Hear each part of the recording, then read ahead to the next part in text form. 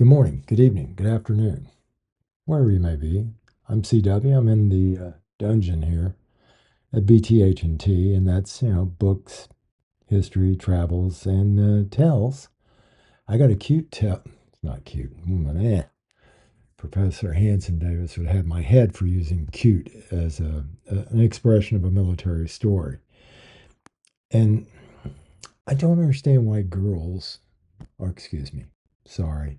Did I offend you with your pronoun? Tough, crappy. I don't understand why females don't grasp on to military history.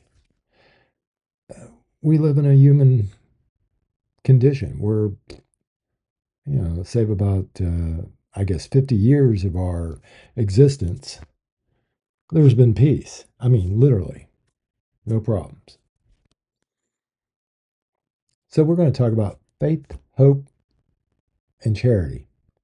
I know it's not a biblical tell, 1 Corinthians 13:13, but it's one of my best. And the greatest of these is charity or love. But we're going to talk about something else, and it all starts like in 1940.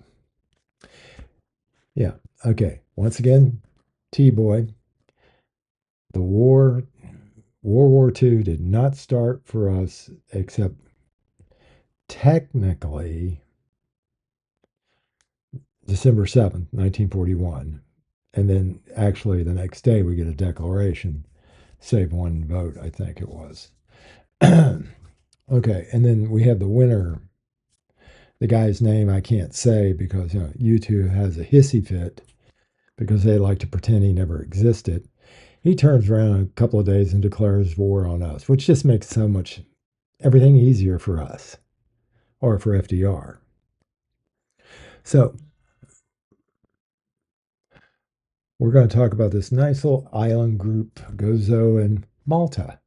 It's in the Mediterranean, ideally located. Talking about a great place to have a sub base.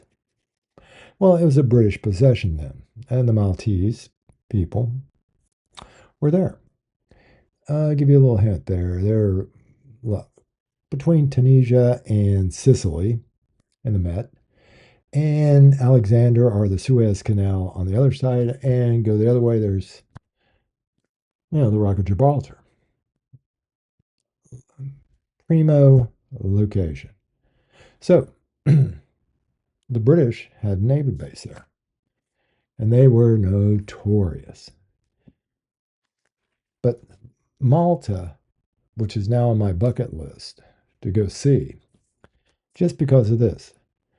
I brought up, faith, hope, and charity. Now, this is a unique thing. Most of the damage done by the submariners, I think, let me see if I can find it. It was devastating to the Axis powers. Yeah, between 1941 and 1942,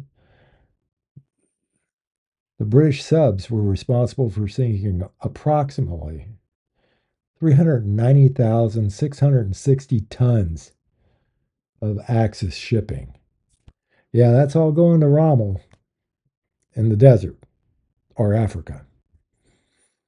So, yeah, that was a big owie.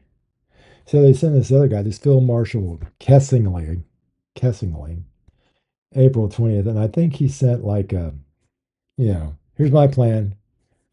We're going to do that April Blitz, which is, thanks, sir, an April Blitz, which has nothing to do with waffles.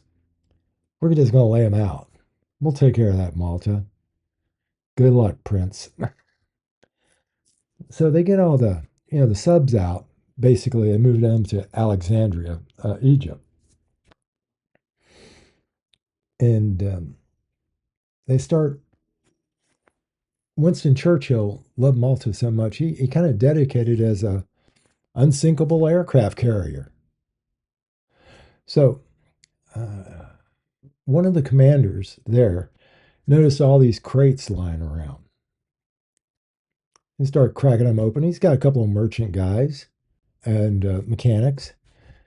They're Gladiator biplanes. So they put six of them together and then they got all these parts, but they only flew three at a time. And the people started watching them because initially they started with the Italians, and it's a biplane. It was built and like designed in 1934. So top speed was, gosh, I think like 257 miles an hour. You got Italians, they're all fast. Ferrari, Lamborghini. So they started calling these planes, the natives of Malta, faith, hope, and charity. They, just to make sure there were six. They kept three in reserve, or later on they started taking parts off of them and putting them back on the plane. And that's how they kept their Air Force. This was crazy. This was one of the busiest locations in the world. I mean, they talk about all the bombings in, London, Coventry, Dresden. We're going to stay in the European theater. Japanese would be another thing. And that's much later. But between like, I want to say 1940 to 1942, there were times that, let me turn this off. I'll get back to that. There were times Malta was under constant bombardment, constant. 98 days in a row, they were subject to raids, air bombs, everything. There was once a study done based on the Gulf War. When George Bush went ahead and started doing carpet bombing every day, every day, every day. And what that does to the enemy, you can't move. You have to stay in your hole. And occasionally you just wonder, am I going to die here? Because you're sleeping in urine and everything else. You hope that's not a rat biting you. But this bombing constantly puts a stress on you. And you got to remember, these are all civilians, except for some British and some other ally fighters. There's like a couple of Canadians.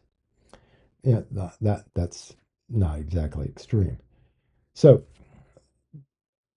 the Gonzo multi population, this little island group, like 270,000 civilians or so. About 1,581 were killed during this time. 3,700, almost 4,000 injured. 50,000 were left homeless. 7,500 military and merchant seamen killed. It was no picnic. In 1941 alone, there were 2,031 air raids. 2,000.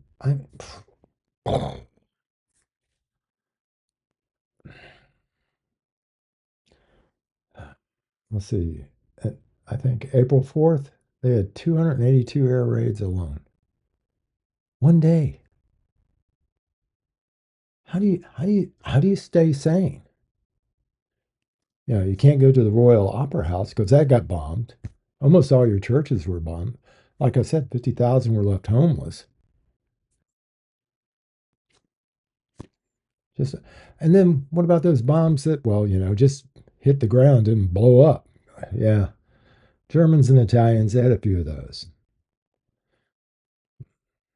So I think in like total, they had about 7,453 unexploded devices that made contact with buildings or ground and didn't explode. I have very little experience with unexploded ordnance. It is not fun. It is very nerve wracking.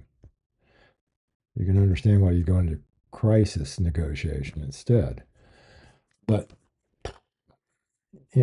what's your day like today? Well, I've only got a dozen bombs to, make safe or bury.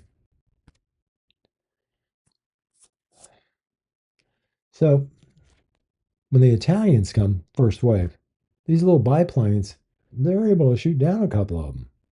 Even though the Italians are hitting like upwards of 300 miles an hour, the little biplanes take out a couple.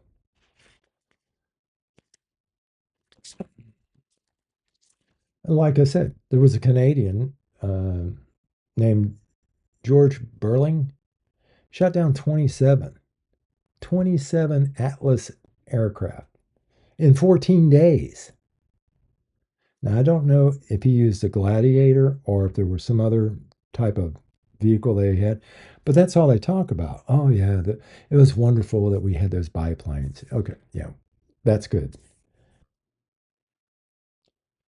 Then, when you take in the entire campaign, for like all the way until like 1944, I think August, because that's when it was finally the last air raid was, deemed safe, like 9 o'clock at night for Malta.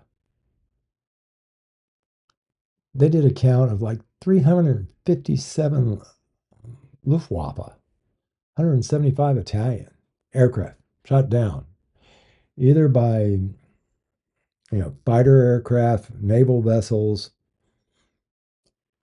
or ground troops. It was a working investment. There was just quite a bit going on there.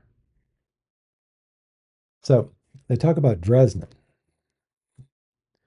Now, I'm not going to go into the bomber Harris, theory why Dresden had to be taken out, but all the bombs that he dropped on Dresden, they dropped 4 times as much on Malta. So you got faith, hope, and charity. You got the Maltese people, and I got to tell you, King George VI, pretty impressed. Gave the entire island the cross, the medal. Yeah, that's just one of those stories. If you don't look for these things, you don't find these things. Yeah, it's unbelievable. 6,700 tons of bombs and 3,000 raids. And for those, there are a fair number of you who have never been around exploding ordnance or involved in conflict or combat. There are a fair number of people that have been. Now, the first time you do,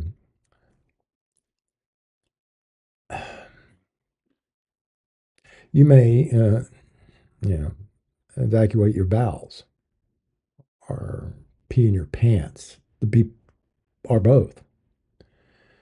And I like to tell you that with more experience, you get used to it. Yeah, no. Anyone ever tells you I was never afraid, they're full of shit. Every one of my Marines, Army, even Coast Guard guys said, when you see something come over right towards you, yeah, it's it's similar, but that was close. So one of the first times, someone shot at me when I was in uniform, I had what they call the egress effect. I got really upset and I ran after him. And it must have scared him tremendously because he said, I just shot at this cop and now he's chasing me. And then later on, like about 20 steps in, oh, I got a firearm. I can use that. And, he just ran into a wall and gave himself up. That's another story. This has nothing to do with Malta. But Malta, yeah, those people. How do you do that? How do you put up with all that crap? And then you got like Operation Pedestal trying to get supplies in, and they're getting hammered and bombed. And, I mean, so many ships were sinking around the harbor. I mean, it's like walking across, a graveyard.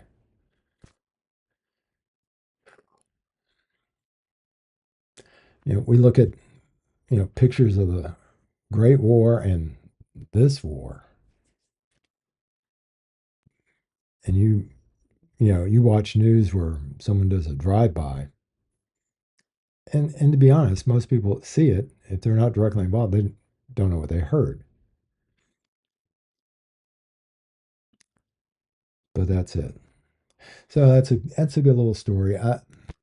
Malta under siege. Just a bunch of people said, "Not going to give up. You can take away my opera house.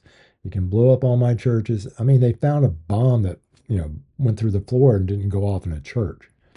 It's unbelievable. There are bombs everywhere. But that's one of those stories that needs to be told. And sometimes, you know, people do extraordinary things in combat or conflict because one, that's it. I don't have any options. It's either survive, make the best I can out of it, move on. What are you going to do? Swim? All right. All right. That's a brief thing. As always, I think that one comes from Graham Donald. He pointed out his big thing was, hey, it wasn't just three Gladiator biplanes. No, it was six. And they start stripping them apart and all this. But like Winston Churchill said, yeah, it's an unsinkable aircraft carrier. I mean, the Germans bombed it so much because they thought there was an underground hangar there. Okay, what if? It just, it's just unbelievable. One little island, a little island group. We're just gonna blow it away. Good luck with that, pal. Okay, um, that's it for me today. I hope you guys are having a great day. Today's wonderful here. I was able to take Jackson for a walk. I saw some great video of my grandsons.